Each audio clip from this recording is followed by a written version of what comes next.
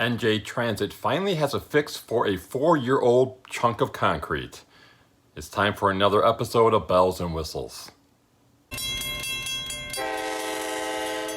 Hello everyone, Bill Wilson, Editor-in-Chief of Railway Track and Structures magazine, with a look at the top news stories we were following the week ending April 16th. An appeals court has given Hopedale, Massachusetts residents some life. 11 residents sued the town back in March over a land deal that was struck by the Hopedale Board of Selectmen and the Grafton and Upton Railroad. The agreement called for splitting 155 acres of forest and wetlands. The railroad says it needs the space to expand business, but Hopedale residents argue most of the land is needed to protect the water supply. In ruling for the residents, the appeals court judge said he is not deciding the case on the merits, only that the plaintiffs have demonstrated some chance of success with their claim. The judge continued, saying the settlement agreement may represent sound public policy, the correct litigation strategy in the land court, and a general benefit to the public and the town, but it may be unlawful. NJ Transit announced it would be replacing a retaining wall on the Morris and Essex line between the Morristown line and the Gladstone branch split in Summit. The 100-year-old concrete wall started to crumble in 2017, forcing part of the Gladstone branch to close for emergency repairs after chunks of concrete near Summit Station struck a pair of commuter trains. More emergency repairs were conducted weeks after the September incident, when debris hit another train.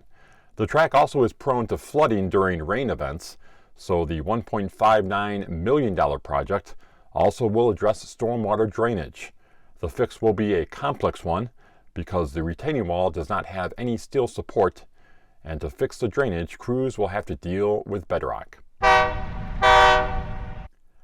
MARTA's board of directors awarded a $500,000 contract to study a proposed 22-mile light rail transit loop on the Atlanta Beltline. MARTA has identified several design gaps in the project that officials believe deserve a second look. Some of the elements in question deal with the Beltline between Ansley Mall and the Lindbergh Center, MARTA station, between existing streetcar and I-20, and connection to the Beltline to other heavy rail stations. Beltline light rail supporters are worried MARTA will eventually pull out of the 22-mile project. The agency plans to build 15 miles of the corridor by the 2040s, a deadline proponents have tried to get pushed up.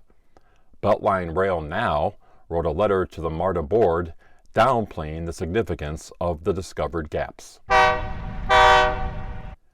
Brightline West CEO Mike Renninger said he is certain construction of a Las Vegas to Los Angeles route will begin in a matter of weeks, but he did not release an exact date. Election uncertainty, the lack of a COVID-19 vaccine approval, and the lack of liquidity in the stock market interfered with Brightline's attempt to sell private activity bonds for the project by the U.S. DOT and the states of Nevada and California to pay for the construction in late 2020. Weininger said the stock market today is doing incredibly well. Amtrak might step in as a competitor to Brightline in Las Vegas. If a major infrastructure bill is passed, Amtrak wants to set up new service in several major cities, including in the Sin City.